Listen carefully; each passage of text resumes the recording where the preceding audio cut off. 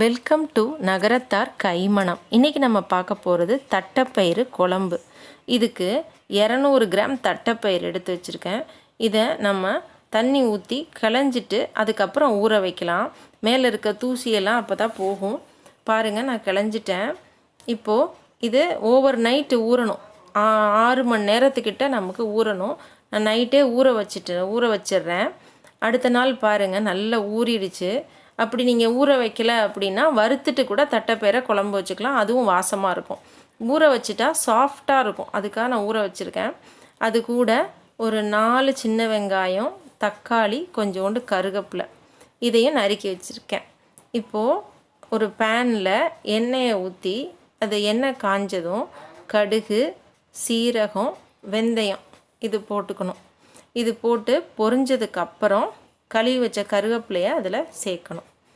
இது கூட சின்ன வெங்காயம் நறுக்கி வச்ச சின்ன வெங்காயத்தை இது கூட சேர்க்குறோம். அது வதங்கணும். அது வதங்கினதுக்கு அப்புறமா நம்ம ஒரு தக்காளி நறுக்கி வச்சுருக்கோம் இல்லையா, அதையும் நம்ம இதோட சேர்க்கணும். இதுக்கு இடையில நான் அரிசி களைஞ்ச தண்ணி ரெடி பண்ணி வச்சுக்கிறேன். அரிசியை ஒரு தடவை கிளஞ்சிட்டு இன்னொரு டம்ளர் தண்ணி ஊற்றி அந்த அரிசி களைஞ்ச தண்ணியை அந்த பக்கம் ரெடி பண்ணி வச்சுக்கிறேன். இப்போ தக்காளி வெந்துருச்சு. அது கூட கொஞ்சோண்டு பெருங்காயம், கட்டி பெருங்காயத்தை தண்ணியில் கரைச்சி அதையும் சேர்த்துட்டேன். இப்போ மிளகாத்தூள் 1 ஸ்பூன், 1.5 ஸ்பூன் சேர்த்தாச்சு.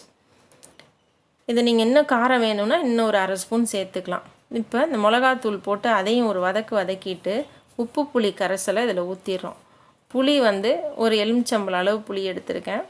அது கூட உப்பும் போட்டு கரைச்சி இந்த இதையும் சேர்த்துக்கிறோம். இப்போ அரிசி களைஞ்ச தண்ணியையும் இதோட நம்ம சேர்த்துக்கலாம்.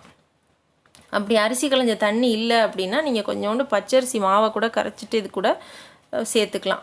அரிசி களைஞ்ச தண்ணி கொஞ்சம் ருசியாக இருக்கும். இப்போது இந்த தட்டைப்பயிரையும் இது கூட சேர்த்துடுறோம். சேர்த்துட்டு ஒரு கிண்டி விட்டுட்டு குக்கரில் ஒரு 2 விசிலுக்கு விட்டு எடுத்துட்டா நம்மளுடைய தட்டைப்பயிறு குழம்பு ரெடி. இது புரோட்டீன் ரிச்சு.